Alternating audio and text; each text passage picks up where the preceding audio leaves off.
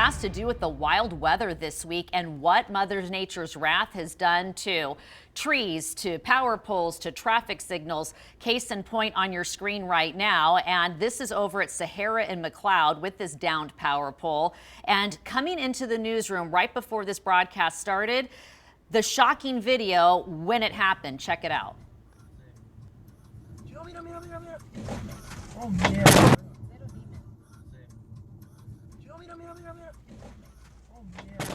My goodness, that's the dash cam video capturing that moment of when it comes crashing down. So this is a massive telephone pole that came down on that car as it was just cruising down. This is the Jones and Harmon area.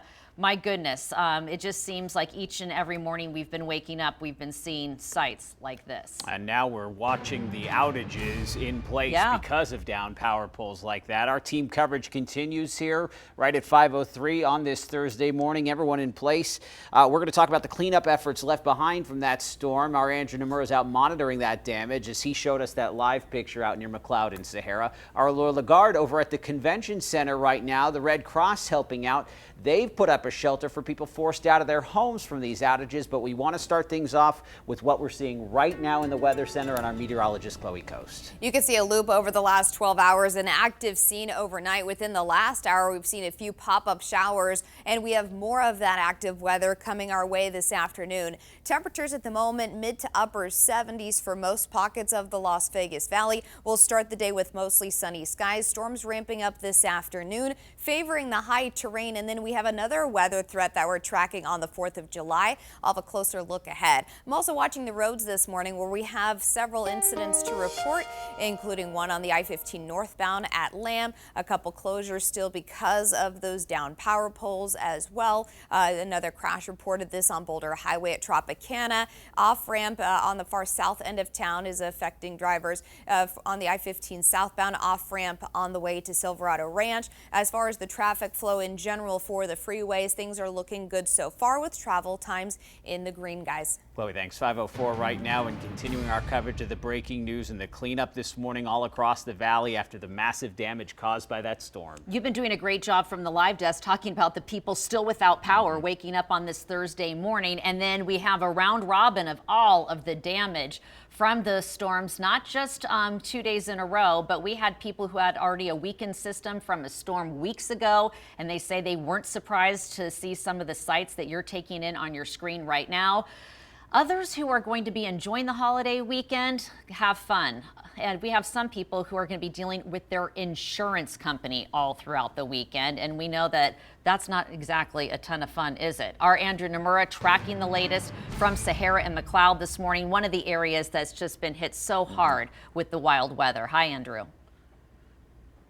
Hey, good morning, Kim. Yeah, a lot of people will be having insurance on top of mind as we enter into the July 4th holiday. But I'll tell you what, county crews will be out here this morning to make sure that they pick up things just like this one, down power lines and also other traffic signals across the Las Vegas Valley that were toppled during that storm on Tuesday. But let's talk a little bit about insurance. If in fact your house or vehicle was damaged, according to the Insurance Information Institute, your vehicle and home will be covered usually if you have comprehensive coverage for those homes and vehicles. Now, speaking of insurance, nationwide last year we saw a surge of insurance claims toppling over $400 billion, which was a record for the United States. And speaking of insurance claims, we actually spoke to one woman yesterday whose mom had to file an insurance claim after a tree fell down on their vehicle. Take a listen.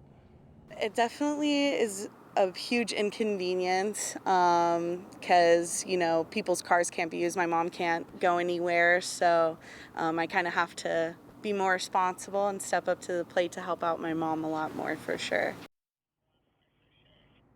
Well, thankfully, insurance will be able to cover that tree on top of the vehicle, but some insurances say that it is a toss-up whether or not they'll be paying for tree service to remove that vehicle, so that might be on top of you as well. We'll send it back to you all. Thank you, Andrew. Appreciate it. And our live team coverage continues right now with the help of Evan on the live desk, who is tracking how many Southern Nevadans are waking up without power on this Thursday morning. So Andrew's out in the East Valley there, Sahara and McLeod, as we're keeping watch of the breaking news. Want to talk about still more than 1,000 customers here in Southern Nevada across Clark County still in the dark without power, as NV Energy crews say they're working to restore things. But let's talk about the biggest problem spot that I'm seeing right now, and that's just east of the airport right now. This is the biggest cluster of outages. 3 total outages, 839 customers affected.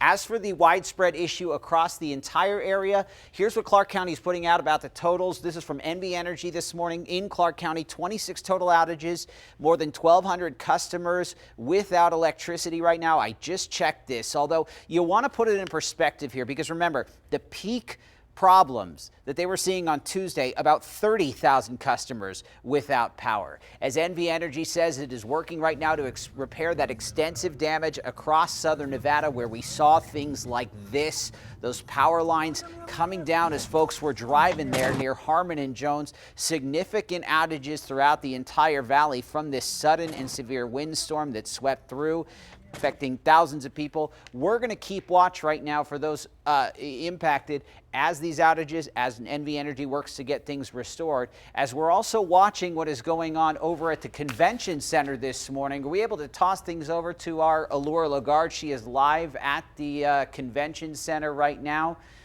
joining us live from where the Red Cross has set up that shelter. Yeah, Evan, that's right. Until power is fully restored to those in our community who were impacted by this severe weather, the Red Cross says that they will have this facility be staffed and will be providing assistance. Now, as of last night, what we do know is that 50 people spent the night here at the shelter at the convention center. Dozens of utility poles following the storm, dozens of utility poles were knocked down.